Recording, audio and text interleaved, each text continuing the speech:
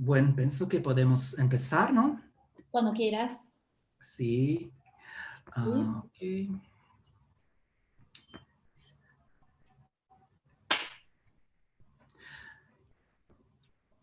Buenas tardes a todos, buenas tardes a todas.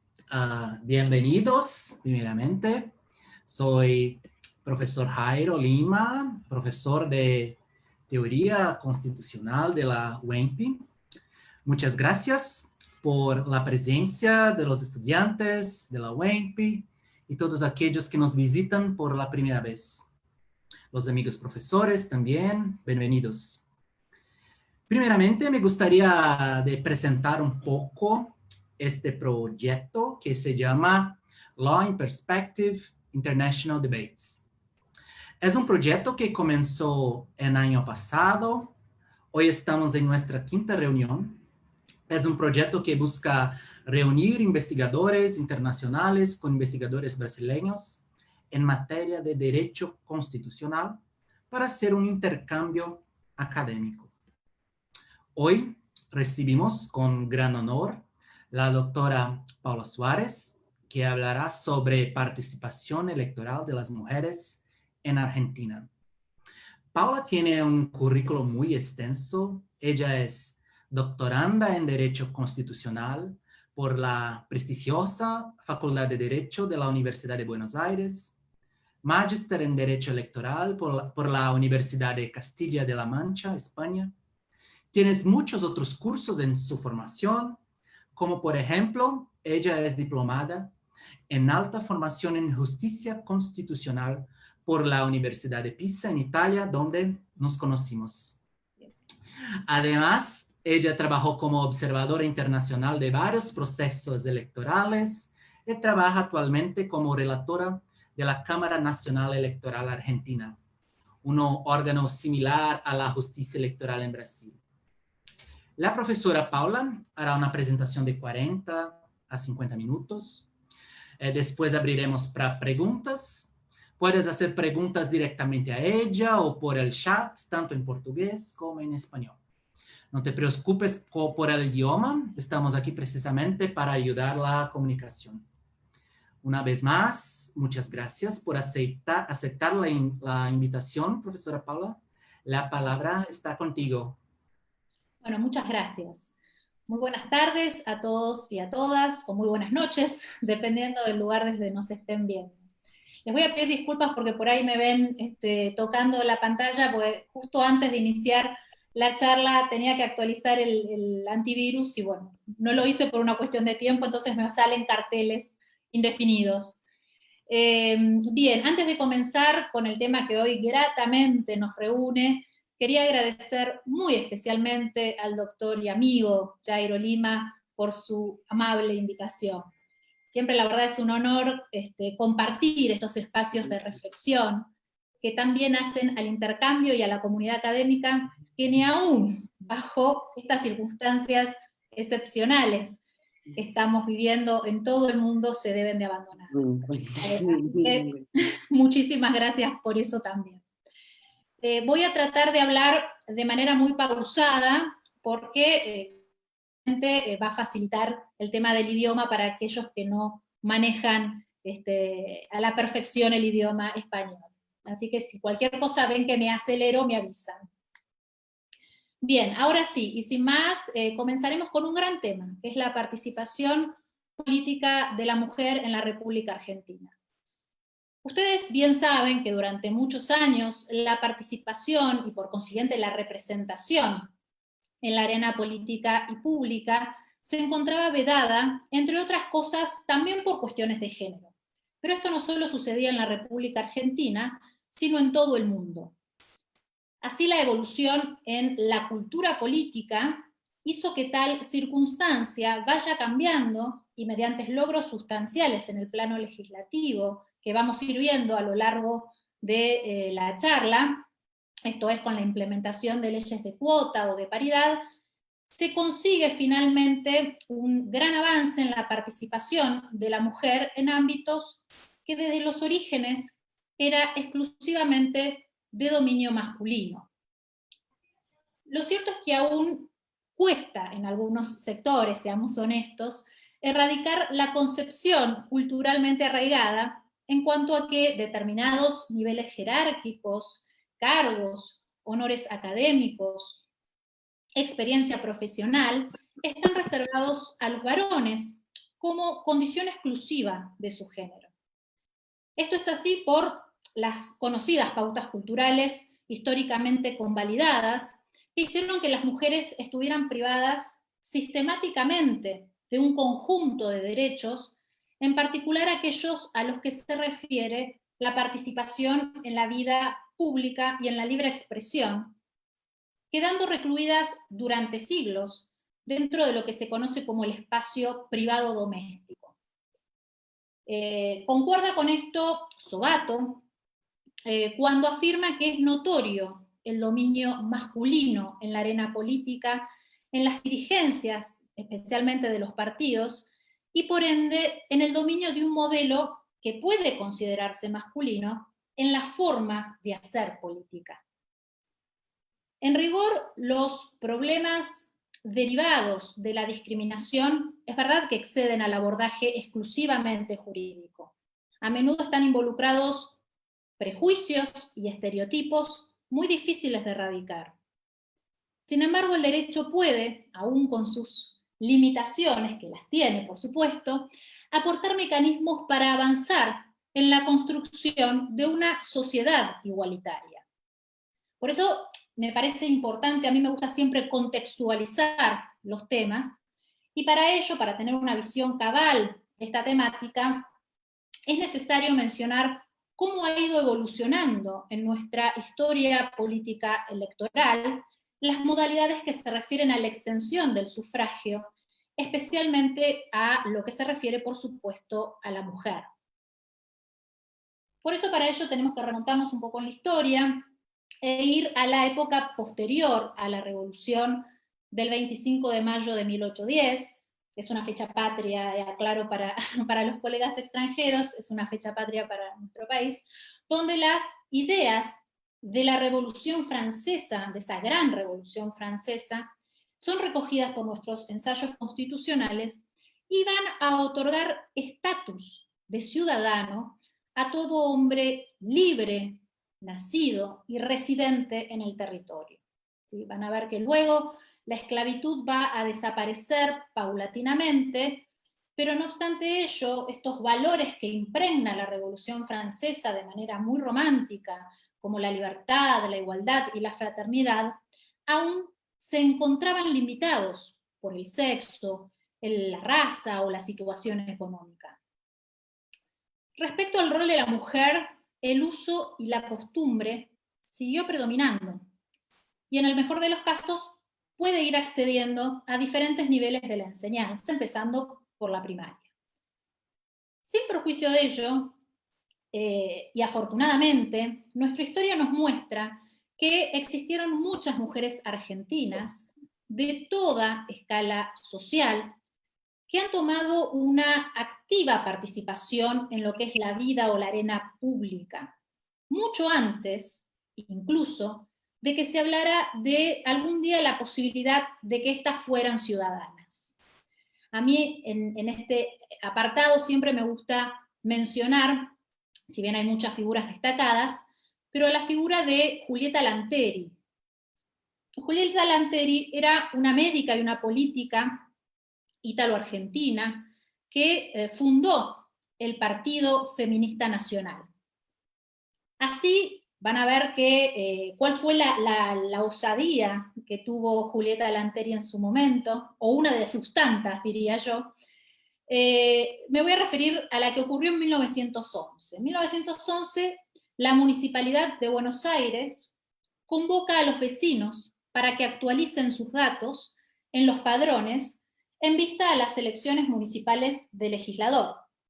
Entonces llama a los ciudadanos para que actualicen sus datos en los padrones, con ciertos requisitos. Estos ciudadanos tienen que ser mayores, residentes en la ciudad, que tuvieran un comercio o una industria, o ejercieran una profesión liberal y pagasen sus impuestos. Bien, ante esta situación, Julieta Lanteri dice: frente a estos requisitos, yo no veo ninguna causal limitante que se refiera a las condiciones de género o de sexo. Entonces, ¿qué hace Julieta Lanteri? Se presenta para empadronarse y finalmente, el 26 de noviembre de ese año, del año 1911, puede votar. Siempre un hecho anecdótico de este hito es que su presidente de mesa era el doctor Adolfo Saldías, que en nuestro país fue un historiador destacado, también fue abogado, político, militar, diplomático, muy reconocido en la época. Bien, consecuentemente entonces en los prolegómenos del siglo XX se encuentra así a un importante número de mujeres empeñadas en lograr sus reivindicaciones. Así participan en sindicatos, en partidos políticos, reclamando sus derechos, abren puertas a la universidad y tienen sus propias revistas. Por lo tanto, en este contexto, en este marco, se comienza a hablar de lo que se conoce como el derecho de las mujeres a ser ciudadanas. Así se abordan en el Congreso de la Nación diversos proyectos de leyes. Y quiero aclarar algo, los proyectos de leyes que querían impulsar los derechos políticos de las mujeres no llevan ninguna bandera partidaria en particular. Hemos tenido la suerte o la dicha de contar con proyectos de leyes de diferentes tintes políticos e ideológicos. Por ejemplo, solo para mencionar algunos, uno de los primeros fue el del diputado Araoz, de 1907, que era de un tinte más conservador. Luego tenemos los diputados, porque tuvimos dos del Partido Radical, o al menos dos importantes, el del diputado Rogelio Araya, en 1919, y el del diputado Leopoldo Bart, en 1925. Y por último, para mencionar también otro color político, al diputado socialista Bravo, de 1929.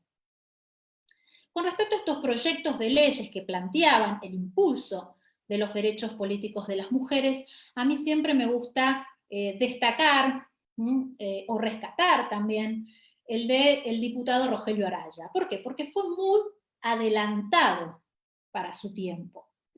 Por ejemplo, en los fundamentos del proyecto, el diputado expresa que la igualdad de la mujer con relación al hombre no puede limitarse solamente a los derechos civiles, sino que también debía extenderse a la vida social, a la vida pública, a la vida política.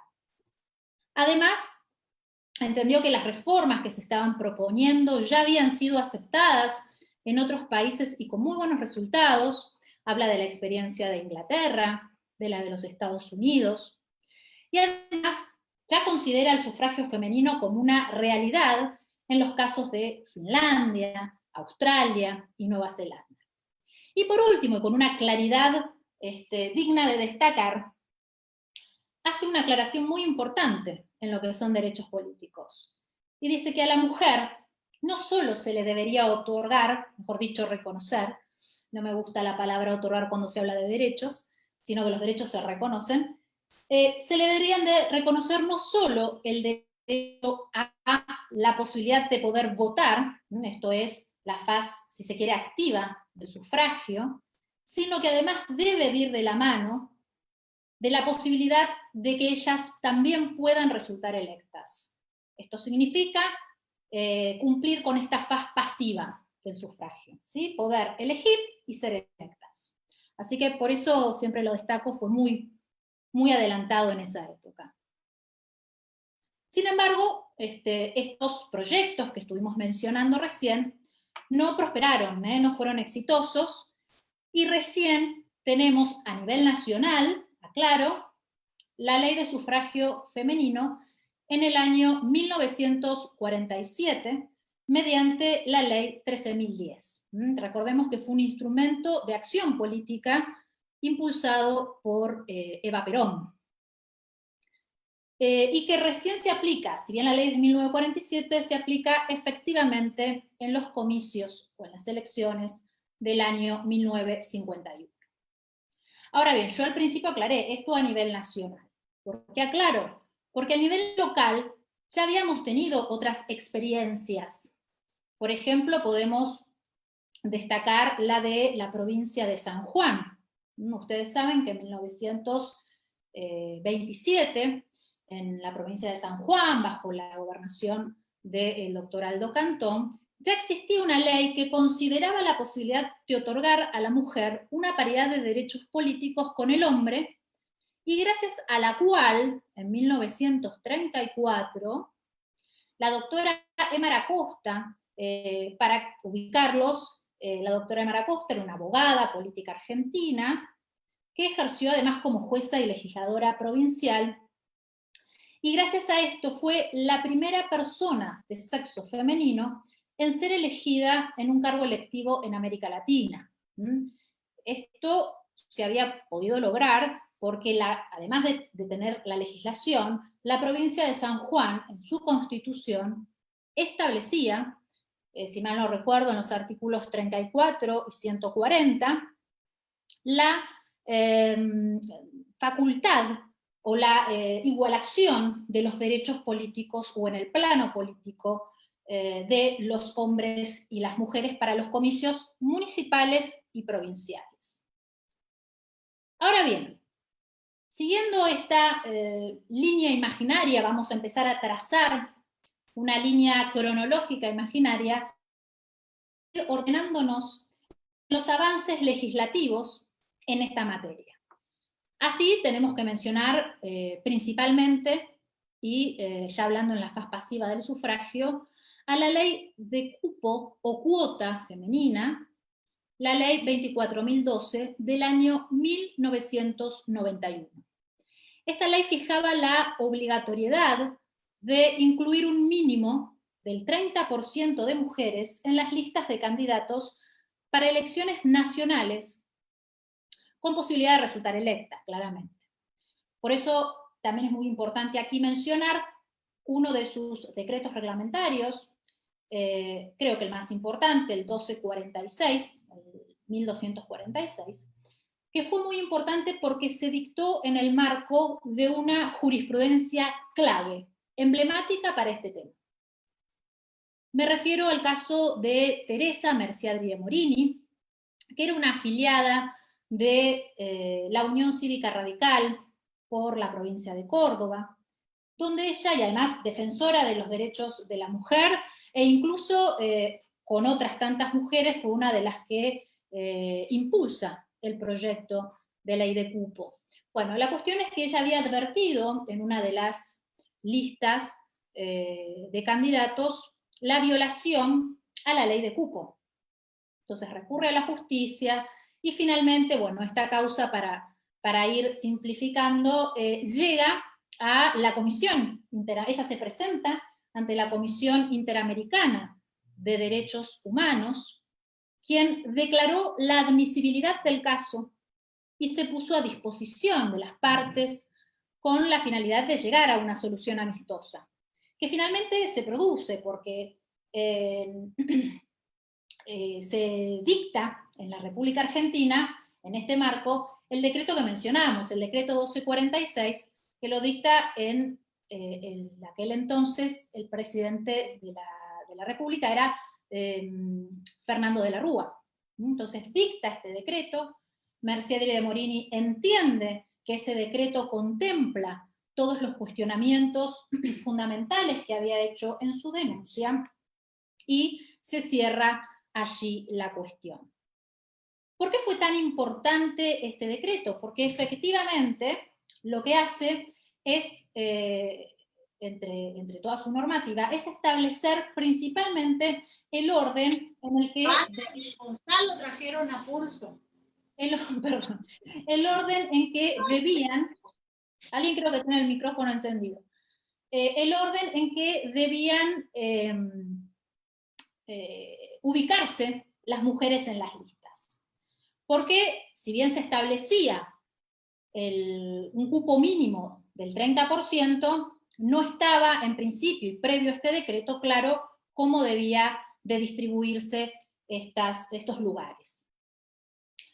No sé si se dirá en sus países igual, pero nosotros, acá en la Argentina, tenemos un dicho muy popular, que es echa la ley, echa la trampa. ¿Qué significa esto?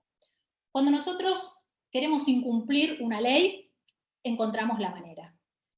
Y acá, cuando recién en el 91 surge la ley de cupo femenino, especialmente las dirigencias partidarias masculinas, había una cierta resistencia.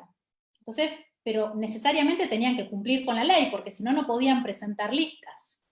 Entonces ellos decían, bueno, hay que cumplir con el mínimo del 30%, como mínimo el 30% de mujeres en las listas, pongamos las mujeres abajo de todo. Entonces, de esa manera, era imposible que una mujer pueda acceder realmente a un cargo partidario. Entonces, con el decreto, esta distorsión, podríamos decir, de los motivos de la legislación se mitigan. Así que bueno, ese fue, por eso la gran importancia también de este decreto, y del impulso y de la permanente lucha de esta afiliada famosa en nuestro país, Merce Adrià Morini. Bien, entonces, esta legislación, la ley de cupo femenino, era de aplicación para la presentación de listas de candidatos a cargos electivos de diputados, senadores y convencionales constituyentes. En ese sentido, entonces, la República Argentina, podemos decir gratamente, que fue considerada como uno de los primeros países en establecer el sistema de cuotas o de cupo femenino para la integración de las listas partidarias, ideando una modalidad de acción afirmativa bastante novedosa para la época. Con estas medidas, entonces, se va logrando paulatinamente la presencia femenina en el órgano legislativo, ¿sí? En el Congreso de la Nación. Siguiendo esta línea imaginaria en lo que es la cronología, luego de esta ley de cupo tenemos que mencionar necesariamente a la reforma constitucional de 1994, donde allí se incorporaron artículos que han fortalecido la participación política de la mujer. En este sentido, no es un dato menor señalar que la Convención Nacional Constituyente de 1994, que es la que realiza la reforma constitucional, fue conformada en su tercera parte por mujeres. Bien, así se incorporó entonces el artículo 37 de nuestro plexo jurídico de base, que establece, además de las características de nuestro sufragio, ustedes saben que nuestro sufragio en la Argentina es universal, igual, secreto y obligatorio. Pero además, en ese texto del articulado, en su parte final, establece la igualdad real de oportunidades entre varones y mujeres para el acceso a cargos electivos partidarios y que debían garantizarse mediante acciones positivas o afirmativas en la regulación de los partidos políticos y de los regímenes electorales. Entra en íntima relación con este artículo la cláusula transitoria segunda de nuestro texto constitucional, donde efectivamente dice que esas acciones afirmativas que menciona el artículo 37 no pueden ser inferiores a las vigentes al tiempo en que se sanciona la Constitución y que además iban a durar lo que la ley determine. Para seguir con la concordancia de normas que se incorporan con el texto del 94, tenemos que mencionar, y hablando además de las acciones afirmativas y positivas, el artículo 75, inciso 23, como una de las atribuciones del Congreso de la Nación, justamente se encuentra la de legislar y promover medidas de acción positiva que garanticen la igualdad real de oportunidades y de trato y el ejercicio pleno de los derechos. También es fundamental, incluso para el plano internacional y la protección internacional, mencionar al artículo 75, inciso 22, que incorpora, mejor dicho, a nuestro derecho interno positivo, a los tratados internacionales de derechos humanos con jerarquía constitucional entre los que podemos mencionar, además de otros de gran relevancia para el tema que nos ocupa, a la Convención sobre Eliminación de todas formas de discriminación contra la mujer, más conocida como la CEDAW, ¿sí? Por sus siglas en inglés, Convention of the All Forms of Discrimination Against Women, aprobada por supuesto, por la Asamblea General de Naciones Unidas en diciembre del 79 y ratificada por una ley interna nuestra, que es la número 23.179. Bueno, la cuestión es que en la CEDAW hay un artículo específico, que es el artículo 3º, que dispone que los estados partes deben tomar en todas las esferas, en particular en la política, en la esfera social, en la esfera económica, en la esfera cultural, todas las medidas apropiadas, incluso de carácter legislativo, para asegurar el pleno desarrollo y adelanto de la mujer con el objeto de garantizarle el ejercicio y goce de esos derechos humanos y las libertades fundamentales en igualdad condiciones que el hombre. Del mismo modo, también tenemos necesariamente que mencionar a la Convención Interamericana para prevenir, sancionar y erradicar la violencia contra la mujer, que reconoce su derecho a tener igualdad de acceso a las funciones públicas de su país y a participar en los asuntos públicos, incluyendo la toma de decisiones. ¿Sí? Esto es un tema central, porque es la parte más débil del tema de participación política.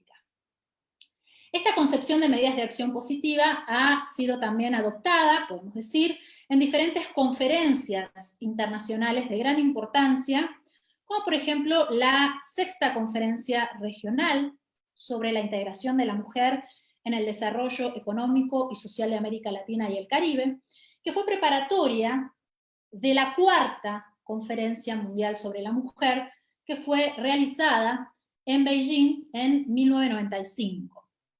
A mí me gusta siempre mencionar o destacar esta última conferencia porque se estableció algo muy interesante ahí. Se conjugaron dos grandes lineamientos estratégicos.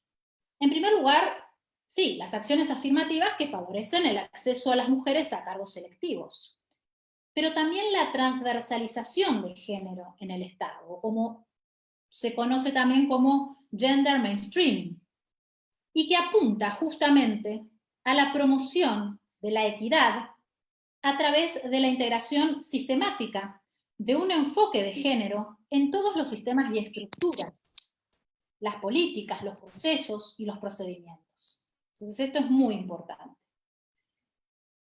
Entonces tenemos la ley de cupo en el 91, la reforma constitucional en el 94, y también me parece muy importante mencionar una ley que se dictó en el año 2009, que es la ley 26.485, y que fue recientemente modificada el año pasado por la ley 27.533, que es la ley de protección integral para prevenir, sancionar y erradicar la violencia contra las mujeres en los ámbitos en que se desarrollen sus relaciones interpersonales. Esto es, acá se comienza a introducir un tema muy importante, que es la de la violencia, y especialmente más adelante de la violencia política.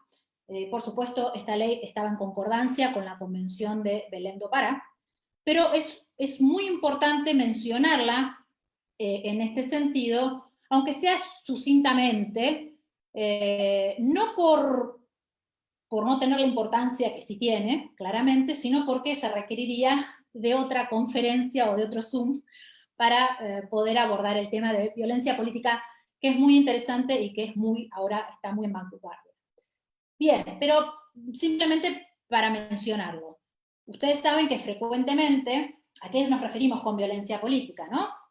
Frecuentemente es conocido que las mujeres, cuando quieren ejercer sus derechos civiles, pero principalmente cuando quieren ejercer sus derechos políticos, generalmente son acosadas o agredidas, y no solo en el plano personal o de manera intimidatoria o a través de amenazas, incluso hasta con determinadas actitudes se puede ver violentada la mujer en el ámbito político, específicamente porque de esto estamos hablando, pero también se comenzó a hablar con el tiempo de la violencia contra la mujer en elecciones, es decir, en el periodo de elecciones. Esto se conoce con las siglas en inglés la VAWE, Violence Against Women in Elections. ¿Por qué? Porque ya en el periodo electoral, la violencia no solo queda en el plano personal y en alguna intimidación o amenaza, sino que ocurre ya en el plano de las redes sociales y a través de mensajes privados. Recordemos las características particulares, ¿no?, que tienen estos tipos de plataformas digitales que se amparan en el anonimato y con esto suele intimidarse o hostigar a los candidatos, que principalmente esto sucede tanto a hombres como a mujeres en épocas electorales, pero principalmente, y esto está así estudiado, sucede con las candidatas mujeres, en su mayoría. Bien, si estamos hablando de esta violencia política, no podemos dejar de mencionar a la CIM, ¿sí? Es la Comisión Interamericana de Mujeres, que fue el primer foro político creado hace más de 90 años para promover los derechos de las mujeres en la región. Este organismo especializado de la OEA ha liderado los esfuerzos en materia de violencia contra las mujeres en la política, por eso lo menciono. De hecho, en 2015, la CIM adoptó el primer acuerdo político americano que aborda de forma íntegra este problema. Y recientemente, el año pasado, en 2019, elaboró un protocolo dirigido a las dirigencias partidarias, a los militantes y a cualquier organismo que trabaja con partidos políticos para que estos se comprometan pública e internamente con la prevención y erradicación de la violencia contra las mujeres, porque convengamos que los partidos políticos son organizaciones claves en toda democracia. Bien, hecha esta pequeña aclaración y siguiendo con mi famosa cronología virtual legislativa, vamos a ver que ya muchos años después de haberse dictado la ley de cupo, comienza a cobrar fuerza el concepto de democracia paritaria, entendida por supuesto como paridad masculina y femenina en la integración de todos los cargos políticos y públicos de toma de decisiones. Bueno, este concepto ha impregnado el debate en nuestra región y especialmente esto fue también impulsado por las conferencias regionales de la mujer de América Latina y el Caribe, me refiero a la 10, a la 11, a la 12, que condujeron al consenso de Quito en el 2007, el de Brasilia en el 2010, el de Santo Domingo en el 2013. Concretamente, ¿esto a qué apuntaba?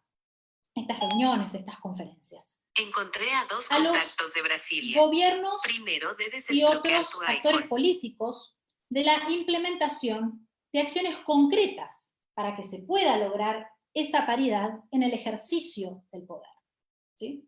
Entonces esto era un marco muy importante para los estados. Y fue así que en la Argentina se empezó a hablar, digamos, al principio tímidamente, pero después con mayor énfasis, de la paridad de género en la representación política, tanto a nivel nacional como provincial. De esta manera se comienza a instalar en la agenda política, en el año 2016, esta temática, y en ese mismo año las provincias de Buenos Aires, Chubut, Salta, Neuquén, regularon la paridad en la composición de las listas electorales, sumándose a las provincias de Santiago del Estero, Córdoba y Río Negro, que ya habían hecho este estudio y esta implementación entre los años 2000 y 2002.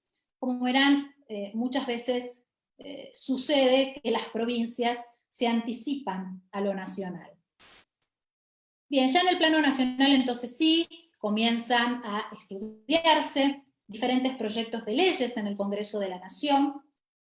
Un informe muy interesante es el que se presentó el día 27 de junio del 2020 en el Senado, un informe, un estudio muy detallado por parte del Programa de Naciones Unidas, de ONU, Mujeres e Idea Internacional.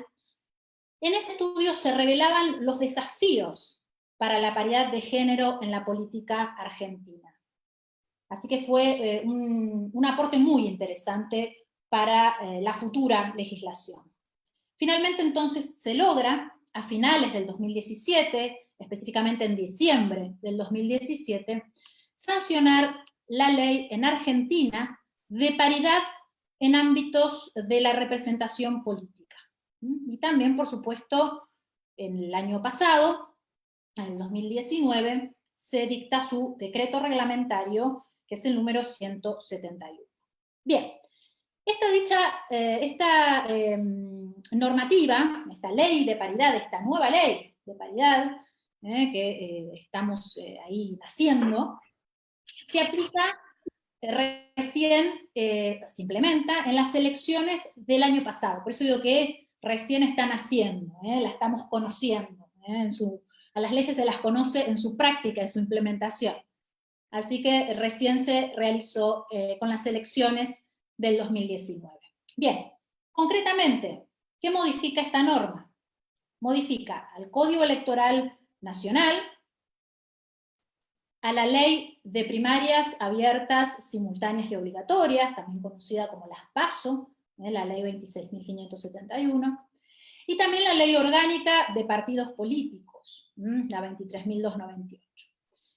Este nuevo régimen de paridad, dijimos que se aplicó a las elecciones del año pasado, establece justamente que las listas de precandidatos y candidatas que se presenten para las elecciones nacionales de senadores, diputados, parlamentarios del MESUR, deben integrarse ubicando de manera intercalada a mujeres y hombres.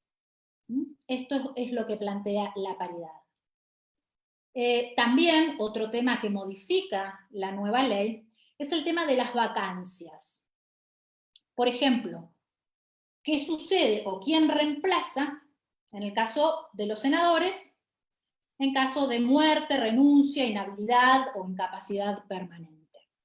Bueno, la nueva legislación establece que en el caso de los senadores que han obtenido la mayoría de votos, acá hago una pequeña aclaración también para los colegas extranjeros, una pequeña nota de pie de página.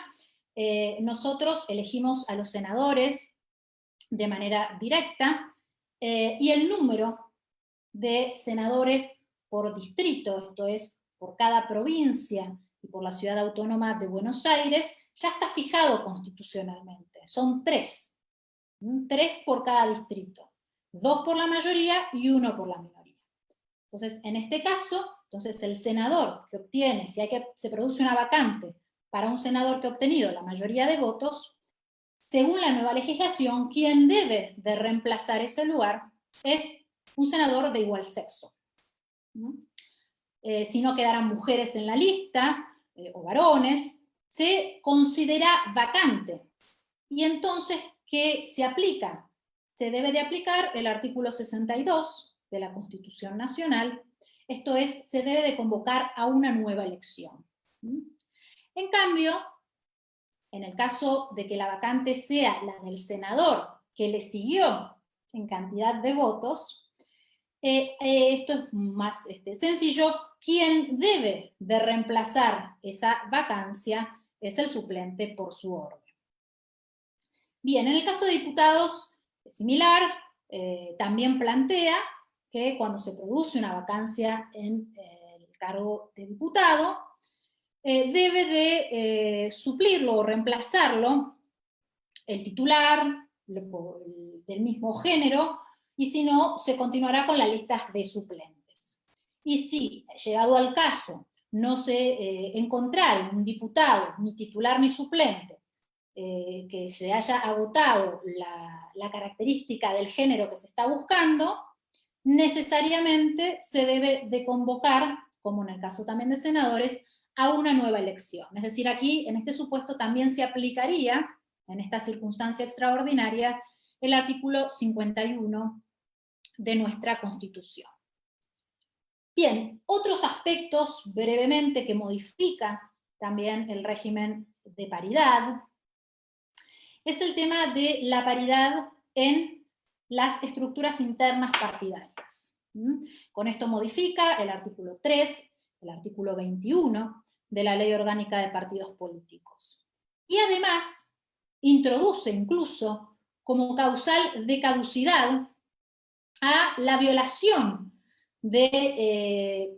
respecto a la paridad de género, en el caso de que esto sea así en las elecciones de autoridades y en los organismos partidarios. Es decir, que si tanto en una elección de autoridades y de organismos partidarios se llegase a violar el régimen de paridad, se considerará, conforme esta nueva legislación, como una causal de caducidad.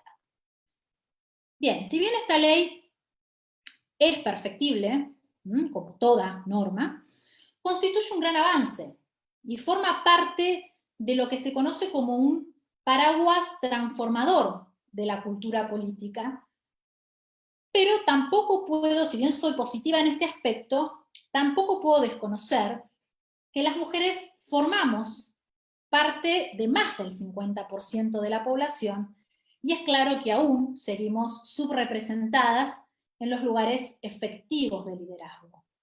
Esto es clarísimo.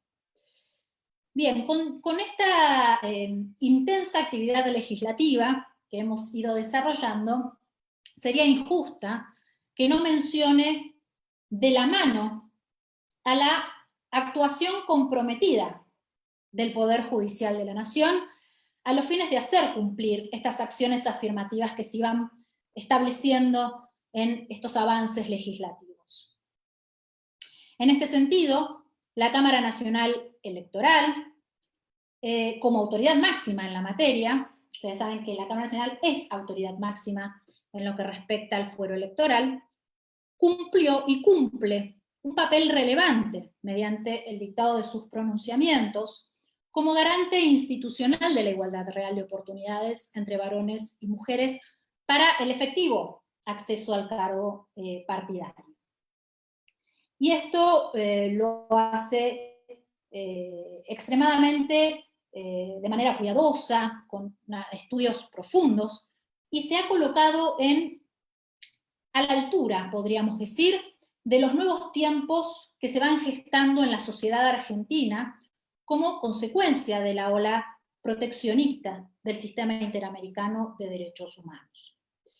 En este punto es grato para mí decirles que la Argentina ha seguido y sigue los principios consagrados en la Convención Americana de Derechos Humanos, en el Pacto Internacional de Derechos Civiles y Políticos y en la CEDAW.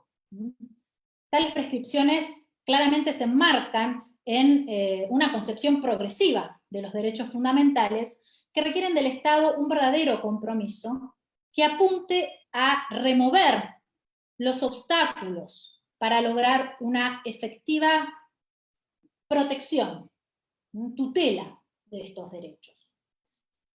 En síntesis, la jurisprudencia de la Cámara Nacional Electoral, convengamos que cuenta con innumerables pronunciamientos desde que salió la ley de cupo sobre los modos que ha tenido y las diferentes etapas que tuvo que pasar interpretando a esta legislación a los fines de tutelar efectivamente a los derechos de las mujeres. No voy a mencionar aquí esta copiosa jurisprudencia, pero sí por ahí hay un caso muy curioso, todavía vigente, la ley de cupo, que se dictó en la Cámara Nacional Electoral en el 2017, en abril, si mal no recuerdo el 20 de abril del 2017, me refiero a la causa Villar. Allí la Cámara Electoral, digo que es muy curioso porque desde que tenemos la ley de cupo, la justicia electoral nunca pudo plantearse o expedirse sobre el respeto del cupo en las estructuras internas partidarias. ¿Por qué? Porque nunca tuvimos un caso judicial para así hacerlo. Entonces, por eso digo que es muy novedoso. En un caso judicial, ¿sí? Porque para ser fiel a la verdad, en el año 2013, la Cámara ya había advertido la resistencia, ¿no?, de ciertas cabezas partidarias para colocar a las mujeres en cargos ejecutivos en las estructuras internas. Entonces dicta en el año 2013 una acordada, la acordada 40, donde se estableció justamente que los jueces federales con competencia electoral tenían que controlar en la estructura interna de los partidos políticos la observancia de las normas de cupo femenino. Y si esto no se cumplía, mandar a regularizar estas situaciones anómalas. Bien, con respecto a la jurisprudencia en lo que es la ley de paridad, como ya les decía al principio, la ley de paridad es muy reciente, su implementación es aún más reciente, porque fueron en las elecciones del año pasado, por lo tanto no tenemos demasiados casos jurisprudenciales para compartir, donde se trate el tema de la ley 27.412, que es la ley de paridad. Sin embargo, podemos mencionar sucintamente, como dato de color, un caso que se dictó este año, ¿sí?, en febrero del 2020. Me refiero a la causa Cáceres-Adriana. En este caso, en esta causa, lo que estaba en discusión era el tema de los que hablábamos recién hace unos minutos, el tema de cómo se producen o cómo se deben de cubrir las vacancias. En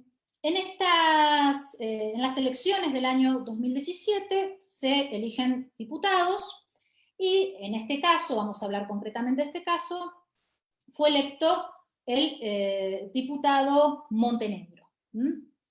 Diputado Montenegro que luego renuncia el año pasado a su banca. Entonces, la discusión era dilucidar si quien reemplazaba ese lugar era la candidata titular que seguía en el orden de lista, es decir, se producía el corrimiento, que en este caso era quien acciona, que es Cáceres Adriana Cáceres, mejor dicho, o bien se aplicaba la ley de paridad, que decía, como ya lo vimos recién, que quien debe ocupar esa vacante debe ser un diputado de igual género. Entonces tendría que ser un hombre. Bueno, la discusión se plantea en este caso. Este pronunciamiento no fue unánime de la Cámara Nacional Electoral, sino que fue una decisión dividida. El voto mayoritario estuvo compuesto por el actual presidente de la Cámara Nacional Electoral, el doctor Alberto Dallavia, y el doctor Antelo. ¿Qué tuvo en cuenta el voto mayoritario? Bueno, principalmente los conceptos básicos de lo que significa la representación y la soberanía popular en nuestro sistema democrático constitucional, ¿sí? El artículo 1, el artículo 22, el artículo 33 de nuestro plexo jurídico de base. Además de los derechos políticos involucrados, claramente, la voluntad popular, los derechos de los elegidos. Entonces, se hizo toda una fundamentación relacionando estos principios y se estructuró el voto en torno a esto. En realidad, concretamente, lo que hizo el voto mayoritario es un análisis técnico-jurídico. Es decir, acá lo que se trataba era de dilucidar qué ley correspondía aplicar. O la ley de cupo, donde correspondía el corrimiento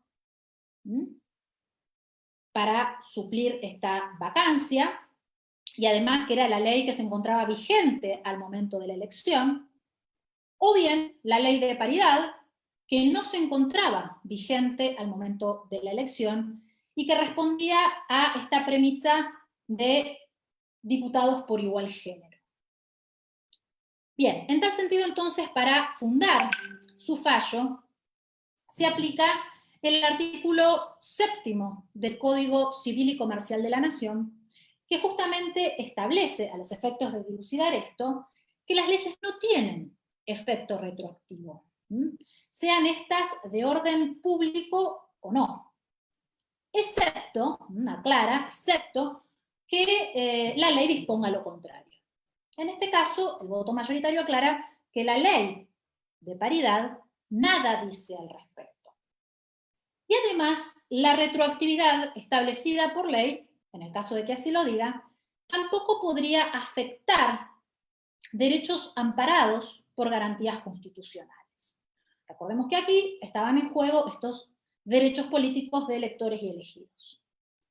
De esta manera, entonces, concluye el voto mayoritario en la inaplicabilidad de la ley de paridad a una lista que fue conformada bajo otro régimen, que era el régimen de la cuota o del cupo femenino, más allá de que ambos regímenes apuntan a una finalidad común, esto es, la mayor participación política de la mujer. También es muy importante en lo que es la fundamentación del voto mayoritario, la idea del principio de irretroactividad de las leyes está íntimamente relacionado con el de seguridad jurídica. Saber atenerse y poder actuar consecuentemente supone tener conocimiento de lo que significa una conducta. ¿Sí? Es el pilar de todo la seguridad. Bueno,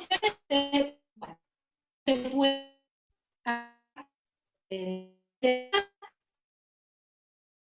el principio de legalidad procesal, legalidad y los derechos políticos de la ciudadanía y de los diputados electos en los comicios de octubre del 2017. Por tanto, quien debe asumir, conforme esta doctrina que se fue argumentando, quien debe asumir ese reemplazo es la diputada Adriana Cáceres, que era la que seguía en el orden de lista. Bien, esto también, este fallo, este pronunciamiento, está conformado por un voto minoritario, que es dictado por el actual vicepresidente de la Cámara Nacional Electoral, el doctor Corcuera, Santiago Corcuera. Aquí el voto minoritario se para en otra postura, adversa, por supuesto, a la del voto mayoritario. Para el voto mayoritario dijimos que la ley que debía de aplicarse era la ley que se encontraba vigente al momento de la elección. Para el voto minoritario, la ley que debía de aplicarse era la ley vigente al momento de la renuncia. Por lo tanto, era la ley de paridad, según el voto minoritario. No obstante esto, acerca de esta eficacia temporal del régimen jurídico, hace una aclaración, el voto dice, si bien corresponde a la ley de paridad, en este caso en particular, porque debería de asumir un hombre, un diputado hombre, con esta aplicación, dice que no puede desatenderse la esencial teleología de la ley de paridad. Y se basa en un fallo de la Corte Suprema de Justicia de la Nación, que justamente dice que en el marco que plantea la Constitución del 94, la igualdad debe ser entendida no solo desde un punto de vista del principio de no discriminación, sino también desde una perspectiva estructural, que tiene en cuenta, por supuesto, al individuo en tanto integrante de un grupo. Y generalmente, cuando se habla de esto, es de los grupos que han sido históricamente postergados en el ejercicio de sus derechos. Por eso entiende y concluye diciendo que la aplicación literal y directa de la pauta de sustitución por personas del mismo género, en este caso, podría llegar a ser una solución contradictoria con la finalidad de la propia ley, que no es otra, justamente, que la protección de la mujer en cuanto a oportunidades efectivas para acceder a cargos públicos. Luego tuvimos también otros 2 fallos más de este año, pero no creo que haga falta mencionarlos porque se relacionan, de hecho remiten justamente a la doctrina en este precedente de Adriana Cáceres. Bien, ahora veamos un poco cómo fue el impacto concreto que tuvo el avance de la legislación en la conformación de nuestro órgano legislativo, es decir, en nuestro Congreso Nacional. Así, y en virtud de diversas políticas públicas y de medidas de carácter legislativo que las hemos ido mencionando a lo largo de esta charla, la representación de la mujer ha tenido un considerable avance en el Congreso de la Nación. En efecto, en la actualidad, nosotros tenemos la totalidad de diputados, de nuestra Cámara de Diputados, es la de 257 diputados. Bueno, actualmente, si la memoria no me falla, de esos 257 diputados, 107 son mujeres. Por lo tanto, la Cámara de Diputados en nuestro país está compuesta aproximadamente de un 41,6%, es decir, casi el 42%. Dentro de las autoridades mujeres, para mencionar como dato de color, tenemos a una prosecretaria administrativa y también tenemos a una prosecretaria parlamentaria. Después, bueno, actualmente son presidentas de bloque 3 diputadas, ¿sí? Los bloques son, hago la aclaración por las dudas, grupos o conjuntos de legisladores que se constituyen de un modo formal a partir de afinidades políticas o partidarias, ¿sí? Bueno, en estos bloques que se encuentran en la Cámara de Diputados, 3 son presididas por mujeres, o sea, de 19 bloques, 3 presiden las mujeres. ¿Cuáles son esos 3 partidos que figuran en esta distinción? Bueno, el Frente de Izquierda y de los Trabajadores, el Movimiento Neuquino y una diputada por el Partido por la Justicia Social. Luego tenemos, siguiendo en el ámbito de la Cámara de Diputados, a las comisiones permanentes.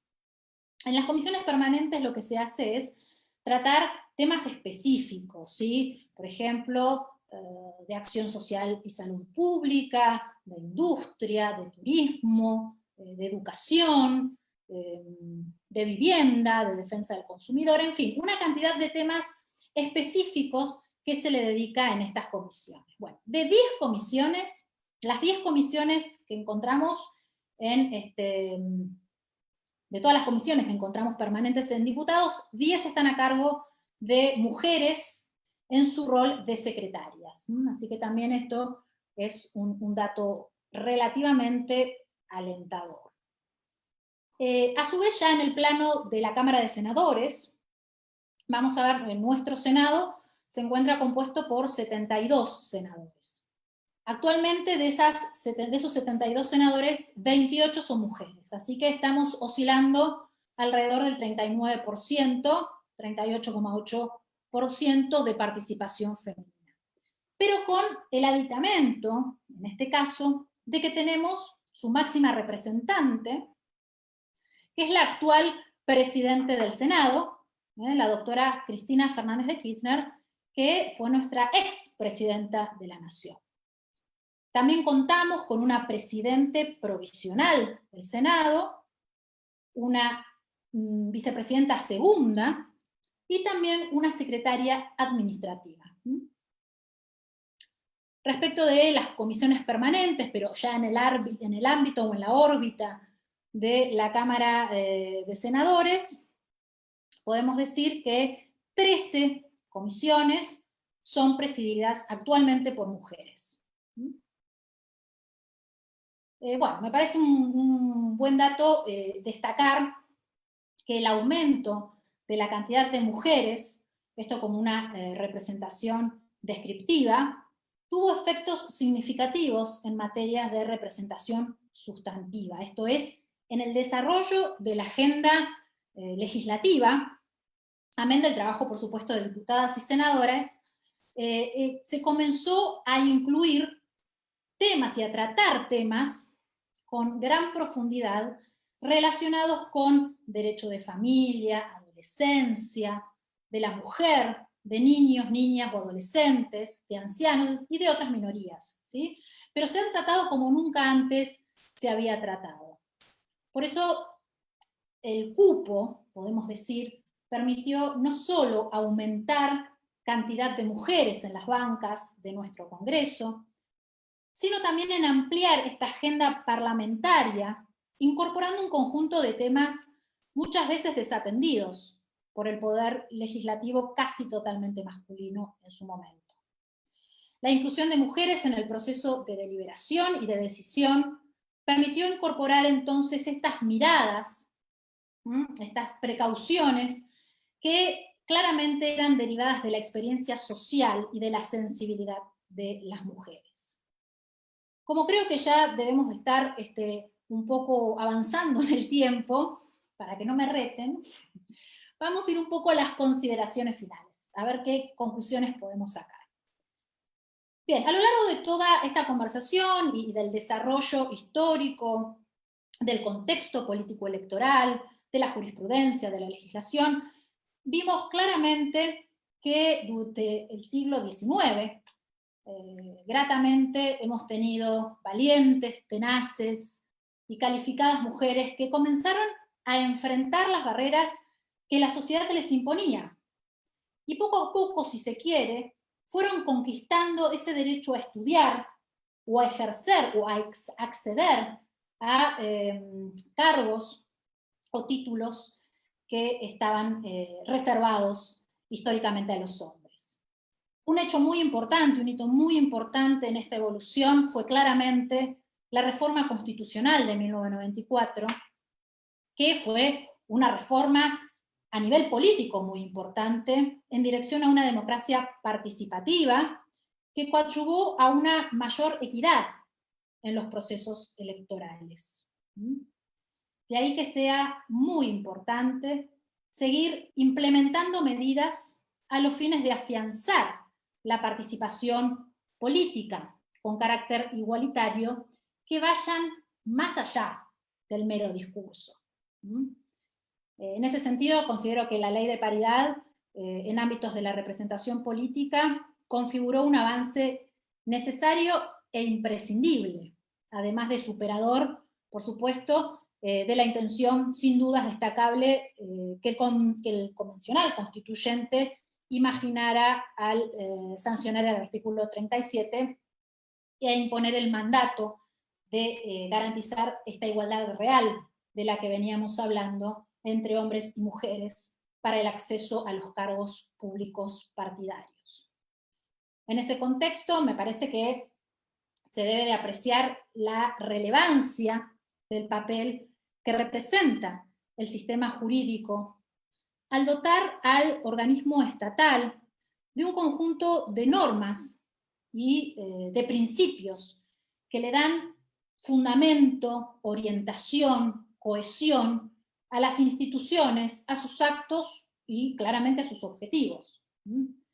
Desde luego, esta referencia constante que vengo haciendo del marco legal, y que debe ser, mejor dicho, la esencia del Estado de Derecho, no es sino la autolimitación del propio Estado por normas jurídicas, que responde más a la necesidad, si se quiere, legitimadora de transparencia, legalidad y gobernabilidad democrática, que a un poder omnímodo y supremo, ¿sí? Responde más a lo otro que a esto último.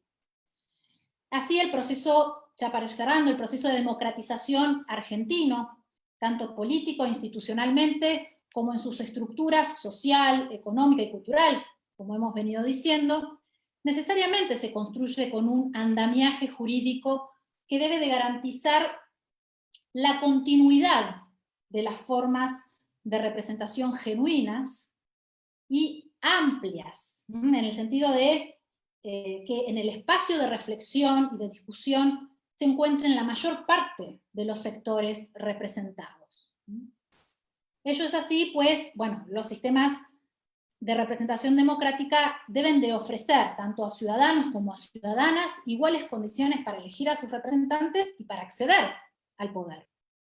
Ahora bien, si no hay condiciones que garanticen la equidad, se deben introducir necesariamente políticas que mitiguen esta distorsión, porque están en juego los derechos de participación política, que, como dijimos, son derechos constitucionales, ¿sí? Son derechos reconocidos constitucionalmente, derechos que están ratificados en tratados y pactos internacionales que la propia República Argentina ha adherido. Por eso a mí me gusta resaltar que los compromisos que asume el Estado, ¿no?, tanto de manera nacional como internacionalmente, no solo se basan o no se deben de basar en no violar la norma. Esto me parece que va de suyo. Debe de ir más allá, esto es, remover los obstáculos que se verifican en la práctica, y esto significa, si es necesario, sancionar leyes, cumplirlas, monitorearlas, penar a quienes infringen las normas, entre otras medidas. Ahora bien, yo me pregunto, con la sanción de la ley de paridad, ¿se llegó al final de las acciones afirmativas en materia de participación política, o al fin de las acciones afirmativas o positivas? ¿O ella, es decir, la ley de paridad, constituye una acción afirmativa más? Bueno, estos son todos los disparadores que se vienen gestando en la comunidad científica y que en definitiva no hay una sola respuesta, ¿sí? Esto necesariamente depende, entiendo, del nivel cultural y de la maduración política que posea la sociedad sobre estos temas, ¿sí? Por eso me parece que uno de los mayores desafíos es acompañar los cambios normativos con transformaciones reales, ¿sí? Y no solo exigir a la política esta responsabilidad, sino también a la ciudadanía, que la ciudadanía esté libre en exigir a sus partidos políticos, a los dirigentes, ese compromiso real con igualdades sustantivas. Porque es la única manera de lograr la igualdad, el desarrollo sostenible, la paz, la democracia.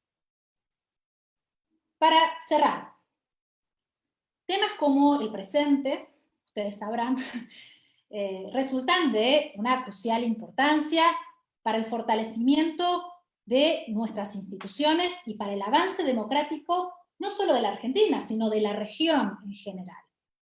Todas estas medidas que ha adoptado el gobierno argentino, sin duda, significan un significativo progreso, valga la redundancia, en la materia, pero vuelvo a insistir, estos avances tienen que continuar para superar estos desafíos en lo que respecta a la verdadera transformación en los puestos principalmente de toma de decisión de los poderes del Estado y de todos los poderes del Estado.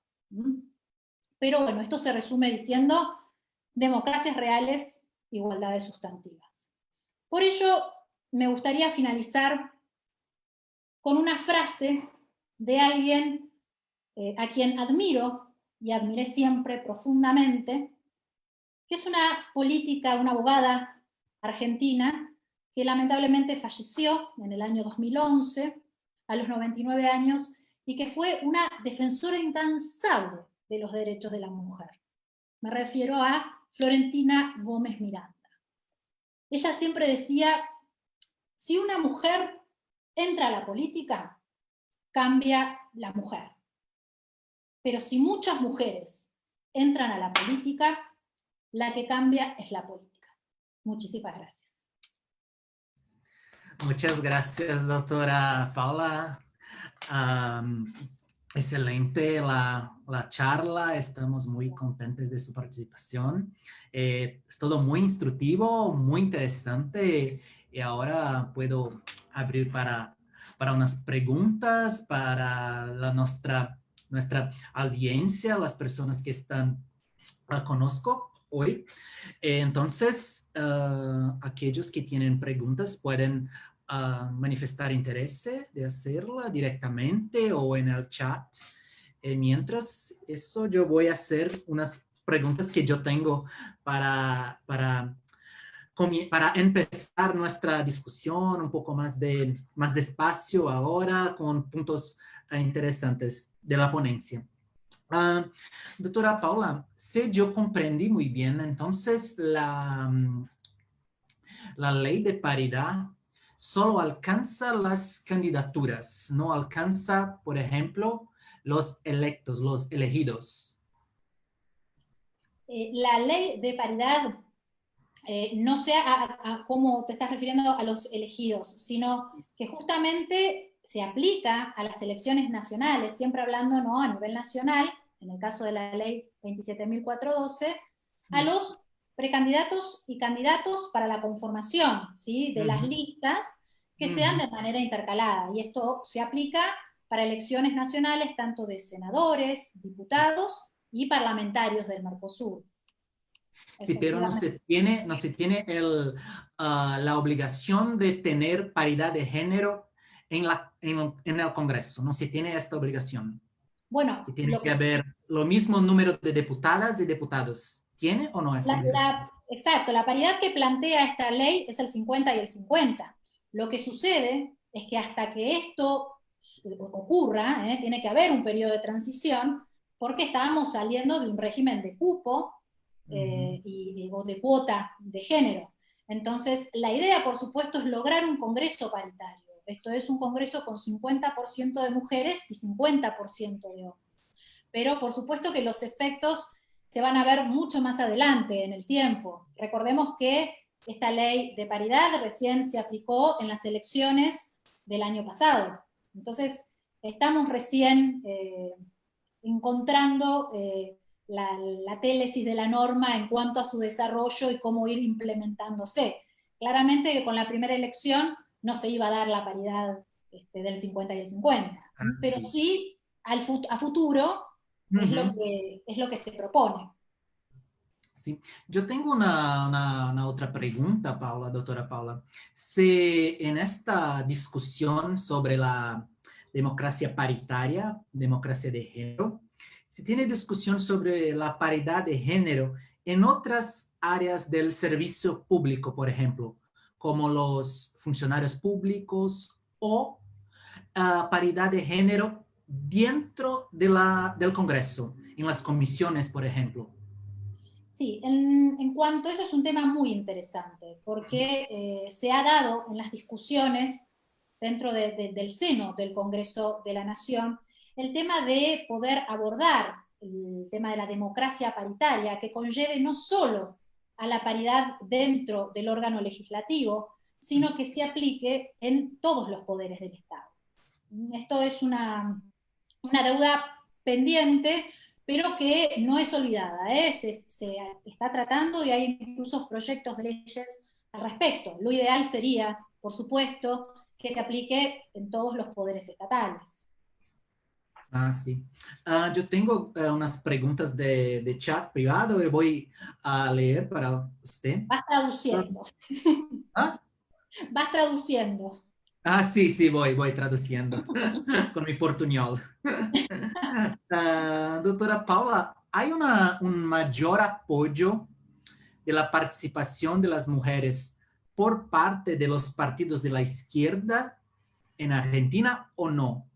Si son los partidos de izquierda que más apoyan esta causa o no. Esta es la primera pregunta. Mira, bueno, ¿querés que vaya contestando o después, como quieras? Sí, voy a hacer una otra. Otra. La otra pregunta es sobre la financiación de los partidos, de las candidaturas, ¿quién paga para hacer las candidaturas? Yo no sé si en Argentina la financiación es pública o privada, o solo los dos, o un poco de los dos. En este caso, ¿tiene alguna regla, alguna cosa para decir sobre financiación específica para las candidaturas de las mujeres? Bueno, empezando por la primera pregunta, Es cierto que hay una cierta tendencia a que los partidos más relacionados con la izquierda sean más afines a la idea de la introducción de las mujeres en la participación política, pero, y en esto tengo que ser honesta con las demás vías partidarias, que, y esto me refiero a los hechos, exclusivamente a los hechos. Cuando se sanciona la ley de cupo y cuando se sanciona también la ley de paridad, es honesto de mi parte decir que ha sido gracias a la lucha de las mujeres del Congreso y también acompañadas por algunos hombres, también esto hay que reconocerlo, que acompañaron la propuesta y que se ve de diversos tintes e ideologías políticas. No es una cosa exclusiva de las orientaciones más de izquierda. Pero sí, también es cierto que por ahí hay más mujeres con cierto protagonismo por ahí en las corrientes o ideologías reconocidas o identificadas con las líneas de izquierda. Pero lo cierto es que todos, sin distinción alguna, conservadores, de derecha, de izquierda, socialistas, han tenido una activa participación en lo que fue el progreso y el avance de los derechos de la participación política de las mujeres. Sí, sí, sin ningún lugar a dudas. Y con respecto al tema de la financiación partidaria, nosotros en general tenemos una financiación, un financiamiento partidario, como vos bien decías, de carácter mixto. Lo que sí también es cierto es que una de las debilidades en lo que es la materia de representación política de la mujer tiene que ver un poco con desarrollar el tema de que exista una verdadera financiación para candidaturas de las mujeres. Esto es una deuda que me parece todavía está endeble y pendiente en nuestro régimen jurídico. Sí. Déjame ver más dos preguntas. Si tienes tiempo para hablar un poco más, conozco. Por supuesto. Paula, una otra pregunta sobre si la ley de paridad fue cuestionada su constitucionalidad por violar la igualdad formal. No, a ver. ¿Se hubo alguna acción judicial para cuestionar la constitucionalidad de esta ley? No. ¿No? No, pero te amplío. Siempre, no solo la paridad, en este caso, porque fue el último régimen que se sancionó, sino al principio, cuando empezaron a establecerse las cuotas o los cupos, se cuestionaba en su ámbito científico, académico, podríamos decir, una cierta inconstitucionalidad. Pero la verdad es que la paridad, especialmente la paridad, refleja el espíritu constitucional, es decir, de nuestra propia Constitución, que habla de una igualdad real de oportunidades entre hombres y mujeres. Por lo tanto, es muy difícil de atacar esta ley. Todo puede suceder y siempre hay fundamentos para todo. Pero en principio, me parece muy difícil poder atacar a la ley de paridad bajo el ala de si es o no constitucional. Sí. Preguntas de nuestra audiencia, preguntas orales. Yo tengo una última pregunta, Paula, que es un tema bastante polémico que los estudiantes gustaría de escuchar un poco. Si ya he hecho o no, si ya he discutido en la ley de paridad la cuestión de los transexuales. Si esta cuestión ya llegó para discusión, cómo encuadrarlos, colocarlos los transexuales en la ley de género. Sí, es un tema que se viene discutiendo, efectivamente, en los ámbitos también del Congreso. Ujú. No está específicamente así en el régimen de paridad, pero sí no podemos desconocer que está en la agenda política y se le está dando tratamiento. En principio, eh, para identificar el género o el sexo de un Ujú. candidato o candidata, en principio es el que dice el Documento Nacional de Identidad, ¿sí? Pero Sí. es cierto que esto está en la agenda política, es uno de los Ujú. temas de gran avance en este sentido. Ah, sí. Bueno, ah, yo no sé si tenemos más preguntas de la audiencia. De todo modo, profesora, doctora y amiga Paula, me gustaría de agradecer nuevamente tu presencia, tu tiempo para nosotros. Fue una Buenas tardes. discusión. ¿Qué tal? Mi nombre es Leandro Ríos. Quisiera hacer una pregunta, si es posible. La había Sí, por anotado en el favor. chat. El doctor Leandro Ríos, aclaro, le damos la bienvenida, no sabía que estaba en línea, pero es juez federal con competencia electoral de la provincia de Entre Ríos. Así que un Sí, por placer favor, contar con su Leandro. presencia. Muchas gracias, un amigo. Excelente, Paula, la exposición. Muchas gracias. Gracias. Y quisiera preguntarte si el concepto de democracia paritaria al que has aludido y que viene forjando ese camino puede ser integrado, a tu juicio, en el denominado control pragmático o doctrinario, o si se quiere directamente en el test ideológico de los partidos políticos, desde el momento que, como bien señalaste, puede llevar a la caducidad de la personalidad política en caso de que no se respete la paridad de género en la conformación de las listas. Entonces, la pregunta concreta es si la incorporación a tu juicio de esa causal de caducidad tan fuerte de la personalidad jurídica hace que entremos a pensar en que el concepto de paridad democrática, de la democracia paritaria, integra precisamente algo muy fuerte y muy delicado de nuestro sistema, que es el control de la personalidad de los partidos políticos. Quisiera saber tu opinión y tus intuiciones al respecto. Muchas gracias, excelente. No, por favor, gracias a vos. Sí, la verdad que creo que es una línea delgada. Esto es una opinión personal, pero que también se lo ha, creo, considerado fundamental para el cumplimiento de la paridad y de la democracia paritaria, de alguna manera poder contemplar esto y concientizar a las dirigencias partidarias y a las propias estructuras internas de los partidos en comenzar a pensar que la democracia paritaria llega para quedarse y que estos deben necesariamente incorporar a las mujeres no solo en el acompañamiento de la estructura interna, sino empezar a darles lugar también en aquellos sectores o ejercicios de cargo de efectivo liderazgo. Creo que efectivamente coincido con vos que esto podría verse de alguna manera integrado en lo que es este control que se hace y que se relaciona con la reserva justamente interna de estos partidos políticos que antes gozaban, ¿no?, de una total libertad dentro de, por supuesto, marcos regulatorios establecidos en sus cartas orgánicas. Pero sí es cierto que podría plantearse este tema en cuanto a rozar la delicada línea de la autodeterminación de todo partido político. Es así. Bueno, más preguntas.